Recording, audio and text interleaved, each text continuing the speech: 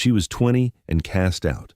No family left to take her in, no roof of her own, just a small carved olive wood sponge hook, worn warm by 4 generations of women's hands, a single-thumbed page from her Yiayia's sponge book sewn into the lining of her thin cotton workshirt pocket, and 5 single-dollar bills she had earned shelling shrimp at a small Greek taverna kitchen outside Tarpon Springs. And with that $5, she bought a small weathered wooden Greek-style kayak sponge diving boat moored at the back end of Karavakis dock at the foot of Athenian Key Road in the small Greek-American village of Karavakis Cove in Pinellas County, Florida, in a stretch of the Gulf of Mexico sponge coast that had not heard the slow scrape of a long olive wood sponge hook across a wet sponge deck since the late summer of 1947. The white-painted hull had silvered and split along the bow waterline. The long, horizontal sponge-drying boom had loosened at the mast brace. But what nobody knew, least of all Eleni Karavakis herself, was that pressed flat and sealed in oilcloth beneath the cypress deckboards of the boat's small forward sponge hold, packed inside a hand-built cypress chest, was something her Yiayia and her Yiayia's Yiayia had saved and set down there across 120 years that would change her life forever. Before we go on, if you love stories like these, take a moment and subscribe, and tell us in the comments where you are listening from tonight. We love to see how far these stories travel. She had seen the boat on a hand-printed card thumbtacked to the bulletin board of the small Pinellas County Co-op at the foot of Dodecanese Boulevard, in soft pencil. Greek kayak sponge boat, half-slip, Karavakis dock, $5 or best offer, see Mr. Costas Papandreou at the courthouse. She had $7.10 folded in the inside pocket of her thin cotton workshirt, the last of 2 weeks of taverna wages. She walked the half-mile down to the small Pinellas County courthouse on a warm Tuesday morning in early September, with the bougainvillea still in deep magenta bloom along the white stucco walls of the Greek quarter, and she asked the woman at the front desk for Mr. Costas Papandreou by name. Mr. Costas Papandreou was 78 years old and had been the deputy clerk of Pinellas County for 52 of those years. He looked up at her when she said her name and went very still. Karavakis, he said slowly, the islands in the word, from Karavakis Cove. You'd be Despina's great-granddaughter then. Eleni nodded once.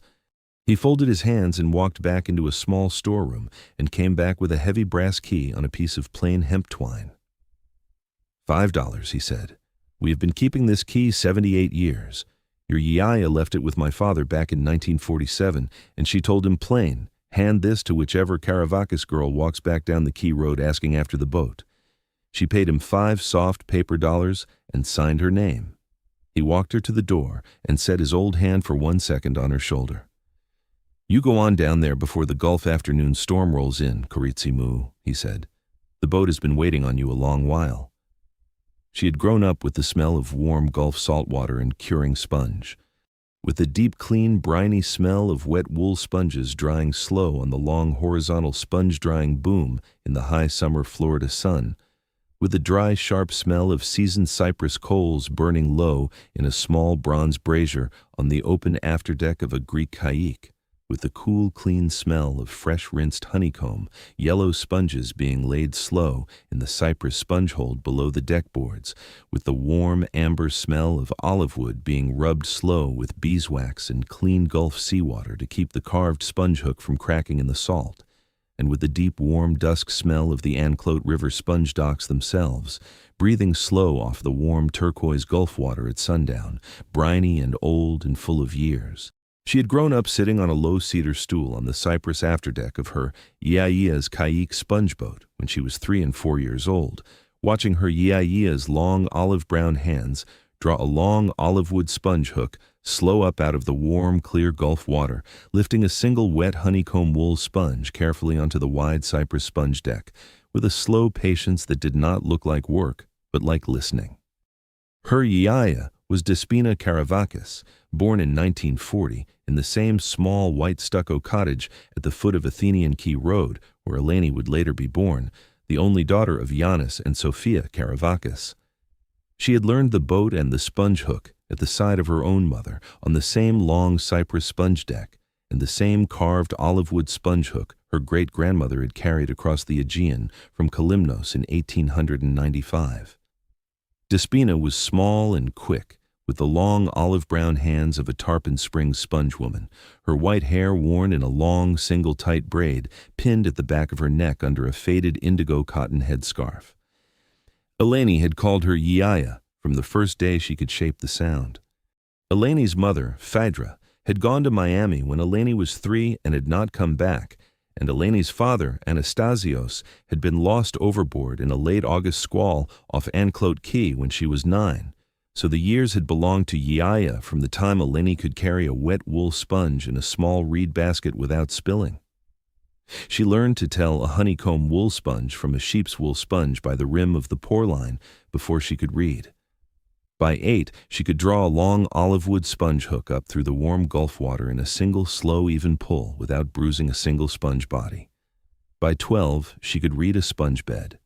She could stand at her Yiayia's elbow at the long cypress sponge deck and see before her Yiayia told her whether a Gulf sponge bed had 2 more weeks of harvest left or 4, whether the warm, steady Gulf current was running clean at the steady 78 degrees the Anclote sponge grounds had always held, or whether the late summer red tide had drifted in from the South Gulf, and the next harvest would have to be moved deeper inland to the river mouth beds, whether the small living Gulf of Mexico wool sponge spore cultures in the small glass jars in the forward sponge hold were running true to the family line, or whether the warm August water had thinned the salt water and the cultures needed a fresh draw of clean morning Gulf seawater before the next setting.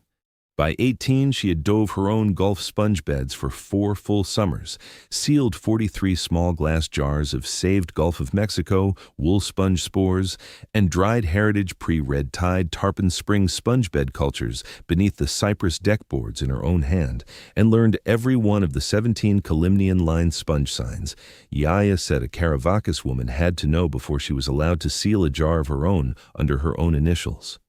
Yiayia, on a warm Saturday morning in early September in Eleni's 18th year, walked out onto the cypress afterdeck of the small Calliope sponge boat with a single hand-dried honeycomb wool sponge wrapped in clean white linen and laid it in Eleni's hands at the gunwale step and said, "You are a Caravakis woman now, Corizzi. The Gulf knows you, the hook knows you, the boat knows you." And then she said in her quiet way, "And there is one thing your Yiayia has not yet shown you, because the boat herself had to choose the morning. Come down to the forward hold with me." But before Eleni or Despina, there had been Calliope. Calliope Caravakis had come down off the steamer at the port of Tampa in the late summer of 1904, 20 years old, with her young husband, Nikolaos Caravakis, a small wooden trunk holding everything they owned, and a single oilcloth-wrapped bundle holding the carved olive wood sponge hook her grandmother had handed her at the dock in the harbor of Kalymnos in the Dodecanese. A small earthen amphora of dried Aegean wool sponge spore starter culture her own mother had been refreshing with clean Aegean seawater every other week since 1846. A small leather pouch of saved Calymnian heritage honeycomb sponge fragments from her own father's small Aegean sponge diving kayak, and the rough plans for a Tarpon Springs Greek kayak sponge diving boat her grandmother had drawn out on a piece of brown butcher paper. The Caravakises had ridden the rails west from Tampa to the Anclote River in the early autumn of 1905, and they had stopped at a small sheltered cove at the back end of a long limestone bend in the river because the warm, clean Gulf draw at the river mouth ran steady the way the warm, clean Aegean current had run around Kalymnos, and the late summer turquoise light on the warm water lay clear the way the late summer Aegean light had lain clear off the Dodecanese, and Calliope had stood at the edge of the cove on a warm August afternoon, and she had said to Nikolaos, in the slow, careful English she was still learning, "This is the place. The boat belongs here. We will not go further." She had been 20. She had no money to speak of, and no flock yet broken, and no one in Tarpon Springs who believed a young Calymnian immigrant woman could build a working Greek-style kayak sponge diving boat at the river dock with her own 2 hands and her father-in-law's nephews. But Calliope had set her hand on a fresh, squared block of Florida cypress, and she had begun.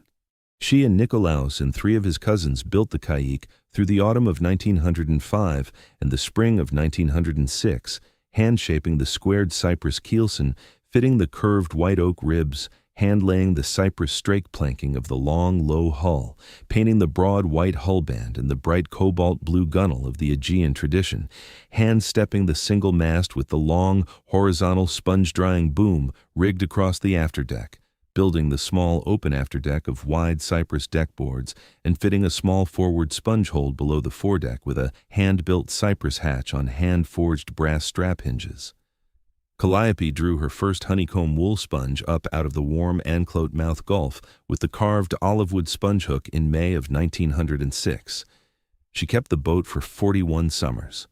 She trained her granddaughter Sophia at her side, and Sophia trained her daughter Despina, and the Calliope at Caravacas dock held its sponge hook and its long boom and its women without a single empty summer for 42 seasons through Calliope and Sophia and Despina, until the late summer of 1947 when Despina was 21, and her own mother Sophia had just gone in the August red tide outbreak that nearly extinguished the natural tarpon spring sponge beds, and Despina tied the boat off at the dock on a hot September evening and walked back up to the small white stucco cottage at the foot of Athenian Quay Road, and did not go aboard again for 78 years.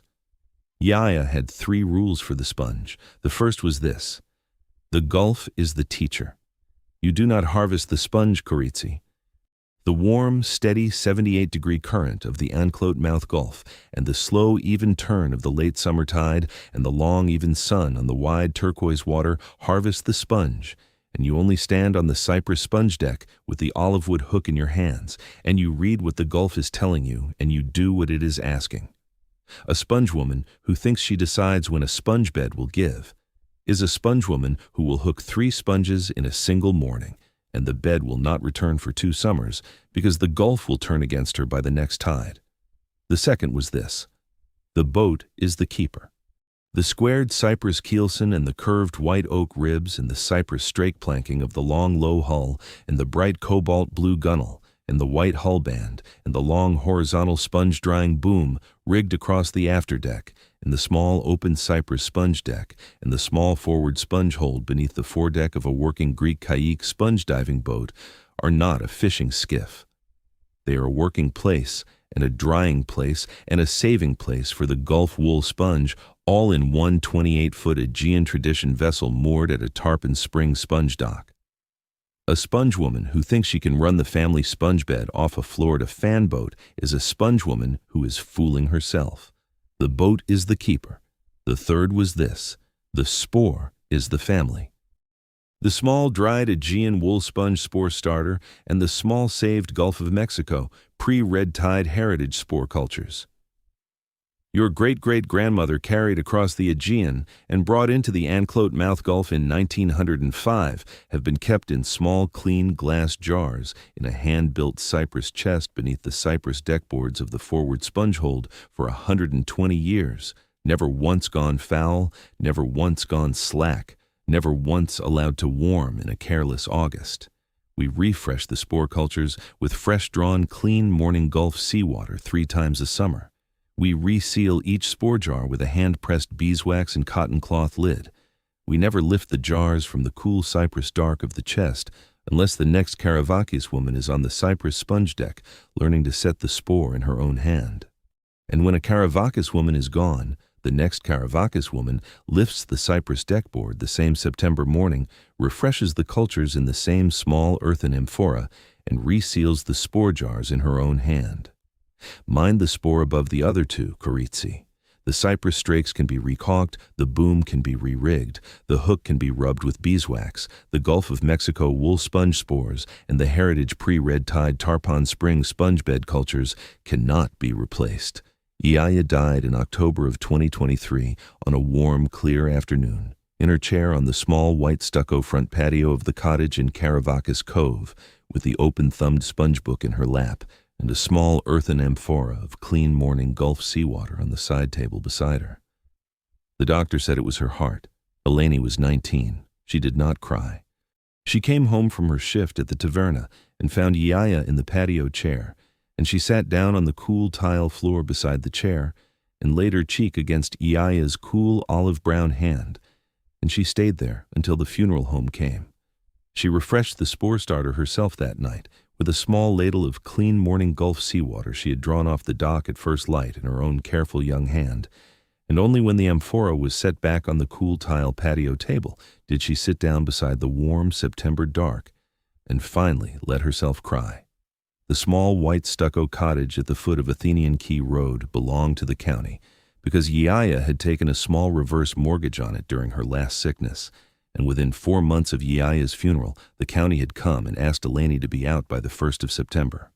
She had left with the small carved olive wood sponge hook Yiayia had pressed into her hand on her last clear afternoon, the single-thumbed page torn carefully from Yiayia's sponge book sewn into the lining of her thin cotton workshirt pocket, the small earthen amphora of clean morning Gulf seawater spore starter wrapped in 2 clean linen towels in a thin cotton wrap, a small canvas bag of her clothes, and the photograph of 3 women standing on the cypress afterdeck of the boat in 1946. If these stories are reaching you tonight, take a second to subscribe. It truly does help us keep making them. And tell us in the comments, was there ever a small living thing in your family that someone kept clean and refreshed for years on end? A culture, a starter, a tended draw of seawater that you carry with you from a woman who is no longer here. The half-mile walk down Athenian Quay Road from the small white stucco cottage to the back end of Karavaki's dock was longer than she remembered, because the warm Anclote River sponge dock opened slow and turquoise around her as she walked, and the late afternoon light came down soft and gold across the wide, warm water. The bougainvillea was deep magenta along the white stucco walls. A pair of brown pelicans rose from the dock pilings and beat south on slow, steady wings. The white stucco dome of St. Nicholas Greek Orthodox Cathedral rose pale and cream above the dock line in the soft distance, the small gold cross catching the sun. She found the foundation of the small dockside workshed first, 3 courses of crushed coquina shell and white limestone in a square of new sea grape, and beyond the foundation, tied off at the back end of Karavakis dock under the open arc of a high September sky, the small Calliope sponge boat. 28 feet long, 8 feet at the beam, the white-painted strake hull silvered and split along the bow waterline by 78 summers of warm Gulf sun, the bright cobalt blue gunnel faded soft, the curved high prow gone pale with salt, the long horizontal sponge-drying boom rigged across the afterdeck, loosened at the mast brace and patched dark with old line, a small bronze brazier sitting cold on the open afterdeck, an old hand-built copper and canvas Greek hard-hat diving helmet sitting on a low cypress block on the afterdeck, 68 autumns of warm dust and dried sea grape leaves banked in the corners of the cypress deckboards, the wide turquoise water of the Anclote River sponge dock stretching out behind the boat toward the open mouth of the Gulf of Mexico, the soft gold afternoon light catching the small ripples. She did not cry. She brushed the dried sea grape leaves from the cypress gunnel step with her boot, fitted the heavy brass key into the small hand-forged brass lock plate set into the cypress hatch frame at the forward sponge hold at hip height, worked the key gently for the better part of 2 minutes until the wards remembered how to turn, and then the bolt slid back with a small dry sound, and the cypress hatch eased open on its brass hinges with the slow groan of a hatch that has held shut for 78 summers. The warm, dry breath of the forward hold came out to meet her, the dim, warm cypress and saltwater smell of oiled olive wood and old beeswax, and the faint, sweet ghost of 120 years of warm Gulf wool sponge.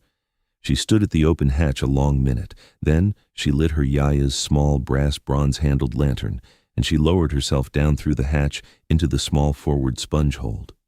The forward sponge hold was 4 feet deep and 6 feet across, the cypress strake walls cool and pale honey inside, the small cypress deck above her dark and warm smelling of cypress, the cypress floorboards of the hold worn smooth by 42 summers of bare feet. A small olive wood sponge rack still hung from a hand-forged copper hook on the inner wall, where the last sponges had been hung to half dry. A small length of clean white linen still hung from a second copper hook. A small finished honeycomb wool sponge gone deep amber with age still rested in the rack from the last harvest of August 1947. and in the dim warm air of the hold, low at first and then growing in her ears as her ears settled, was the soft, cool cypress and saltwater smell of 3 generations of saved Aegean and Gulf of Mexico wool sponge spore cultures sealed beneath her feet. She knelt slowly on the warm cypress floorboards. She remembered very clearly a thing Yiayia had said one warm August afternoon over Greek coffee at the small white stucco patio table in Karavakis Cove when Eleni was 16. The good Karavakis boats, Koritsi. We keep what is dearest pressed in oilcloth and packed in a hand-built cypress chest beneath the second cypress floorboard from the small olive wood sponge rack in the cool cypress dark of the forward hold above the waterline of the bilge, because cypress holds glass and saltwater spore against damp and warm Gulf air better than any cellar in any Greek-American cottage, and no thief who has never drawn a long olive wood sponge hook up through the warm Gulf water at first light in a clear September dawn would think to lift the cypress deckboards of a Greek sponge boat and look for what a Karavakis woman has set down there. Eleni lifted the second cypress floorboard from the small olive wood sponge rack, the one Yiayia had loosened on her own hand a long time before. Beneath the floorboard, set into a shallow hollow of dry cypress shavings in the forward hold above the waterline of the bilge, sealed in a long, dark oilcloth bundle tied with weathered hemp twine, lay the cypress chest. She lifted it out carefully through the hatch. It was heavier than she had expected. She set the chest on the cypress afterdeck and untied the hemp twine of the oilcloth slow with her fingers, and she opened the oilcloth fold by fold, and inside, the hand-built cypress chest, the lid carved on its top with 3 small joined letter Ks. She lifted the lid, and inside, packed in a thin bed of dry Gulf sea salt and dry cypress shavings, lay the jars, 43 of them. Small clean glass jars sealed with hand-pressed beeswax and cotton cloth lids tied with linen string, some holding small careful suspensions of Gulf of Mexico wool sponge spore cultures in pale honey amber saltwater, some holding small careful suspensions of saved Aegean wool sponge starter in pale silver cream powder, some holding small careful suspensions of pre-red tide native Tarpon Springs sponge bed cultures in pale gold saltwater, each jar with a small slip of waxed paper tied to it with linen string carrying the year in the line and the woman's full name. Calliope, Aegean wool sponge starter, 1906, first jar.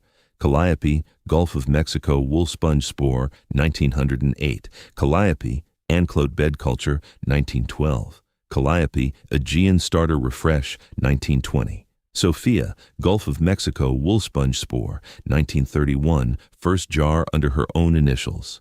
Sophia, Anclote bed culture, 1938. Sophia, pre-red tide Tarpon Springs culture, 1946. Despina, Gulf of Mexico wool sponge spore, 1946, first jar under her own initials, sealed at 20.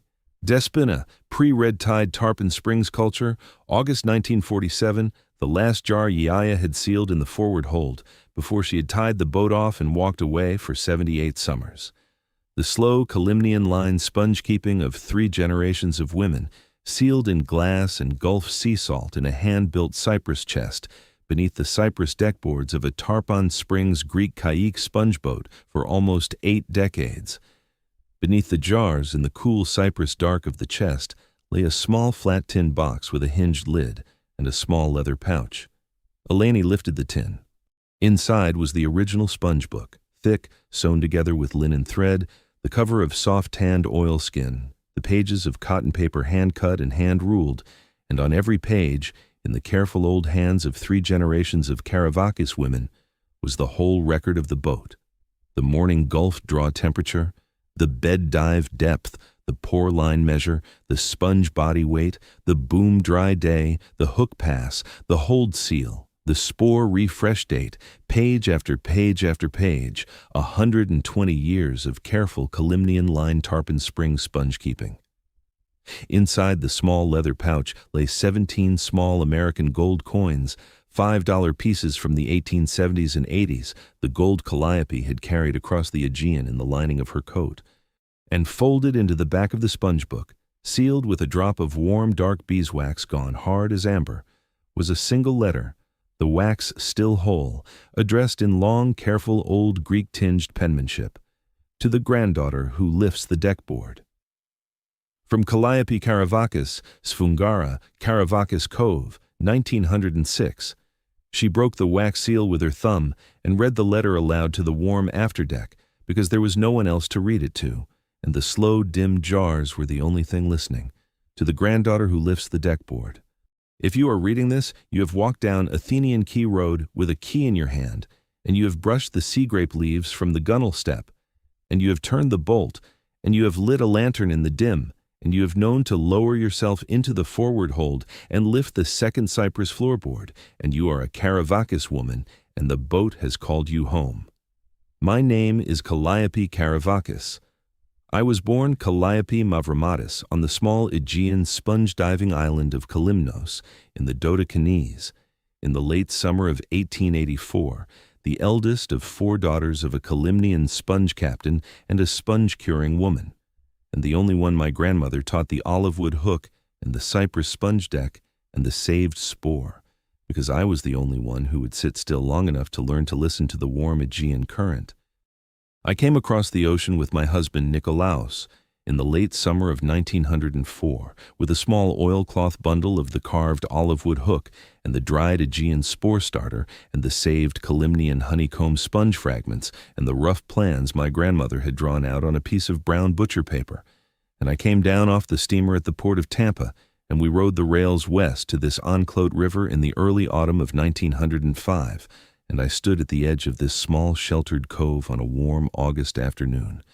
And I knew, the way a woman knows a thing once and keeps it for 50 years, that the boat was here. I built this kayak with my own 2 hands, and Nikolaos and his cousins across the autumn of 1905 and the spring of 1906, and I drew my first honeycomb wool sponge up out of the warm Enclote Mouth Gulf with the carved olive wood hook in May of 1906, and I sealed my first jar of Aegean spore starter and saved Kalymnian honeycomb fragment in the small cypress chest beneath the forward deckboards in November. The jars in the cypress chest below this letter, Koritsi Mao, are not money. They are not gold. They are the family. The cypress strake can be recaulked, the hook can be rubbed with beeswax, the boom can be re-rigged, the white hull band can be repainted. The Gulf of Mexico, wool sponge spores, and the heritage pre-red tide Tarpon Spring sponge bed cultures, drawn once with clean morning Gulf seawater and sealed once in glass, are the family kept in cypress and salt and the slow warm dark of the forward hold. The gold in the pouch is the small gold I carried across the Aegean, and I trust you will not spend it for any reason other than to mend this cypress strake or re-rig this boom or buy fresh Gulf sea salt from a Tarpon Springs store. In a year your own salt runs thin. Do not move the jars. Do not unseal the wax lids unless you mean to set the spore in a clean cypress tank. Do not be greedy with the jars in the chest. Lift 1 jar to the UF Florida Sea Grant researcher who comes asking after pre-red tide native Tarpon Springs heritage sponge bloodlines, and lay the rest of the jars in the cypress chest the way you found them, and close the cypress hatch at sundown the way a Karavakis woman has closed the hatch of this boat at sundown for 42 summers.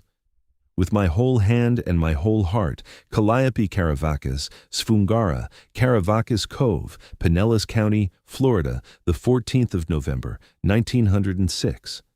Eleni laid the letter flat on the warm cypress afterdeck.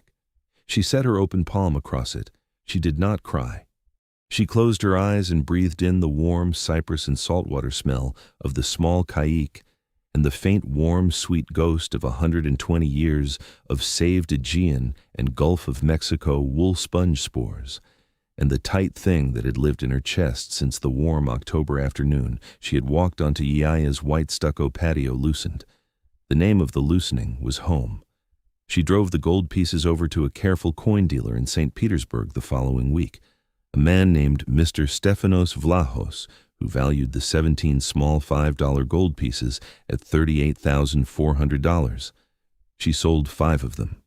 She put $11,000 in a savings account at the Pinellas County Bank, and she walked back down Athenian Quay Road with a fresh bundle of cypress strake stock for the bow waterline, 2 coils of new hemp line, a small bag of fresh Gulf sea salt from a Tarpon Springs store, a fresh cake of beeswax, and a small can of new oil for Yiayia's bronze lantern. She did not move the jars. The jars stayed where Calliope and Sophia and Despina had sealed them, in the cool cypress dark of the chest beneath the deckboards of the forward hold. But she did, that first October, walk down off the gunwale step with a single hand-dried honeycomb wool sponge wrapped in clean white linen to the older women of Caravacas Cove and Tarpon Springs, Mrs. Sophia Manolikos, 86, who'd been a girl when Calliope drew her last sponge, Mrs. Despina Andreatis, 82, whose grandmother had been Calliope's first sponge customer. Each one took the small dried honeycomb sponge in their old hands and looked at it for a long time. Each one said the same thing, in some form. We had begun to wonder if any of you would come back. And in the early spring, an older woman drove down the dock from the UF Florida Sea Grant Pre-Red Tide Tarpon Springs Sponge Heritage Project, who'd been searching for 30 years for surviving pre-1947 native Gulf of Mexico. Wool sponge bloodlines, presumed extinct since the August 1947 red tide outbreak, and she stood on the cypress afterdeck of the Calliope on a warm March afternoon with her hand against her mouth, looking at the rows of small glass jars of saved pre-red tide Tarpon Springs sponge cultures under the lantern amber, and she said only, "Please, Koritzi, please let me come back with the lab. That is the thing about the sponge keeping our grandmothers teach us, the slow kind, the kind we learn on a cypress sponge deck with a carved olive wood sponge hook when we are 3 years old. It is not really about the sponge. The sponge is the wage. The spore is the trade. The trade is the small jars sealed in dry Gulf sea salt in a hand-built cypress chest beneath the cypress deckboards of the forward sponge hold of a Tarpon Springs Greek Calliope sponge boat for 120 years, and the slow scrape of a long olive wood sponge hook up through the warm Gulf water at first light in a clear September dawn, and the small earthen amphora of clean morning Gulf seawater set on a cool white stucco patio table and refreshed by a Caravaca's hand every other week for 120 years. The trade is, above all, the truth Calliope wrote in her letter on the 14th of November, 1906. The spore is the family, the boat is the keeper, the Gulf is the teacher. We are only the next pair of hands. Eleni Caravacas was 20 years old and cast out. She had $5 to her name, and she spent them on a small weathered wooden Greek-style Calliope sponge diving boat moored at the back end of Caravacas Dock at the foot of Athenian Key Road in Caravacas Cove in Pinellas County, Florida. It was the best $5 she ever spent. If this story has kept you company tonight, thank you for sitting up with us. Sleep well, breathe easy, and see you in the last warm light of the day.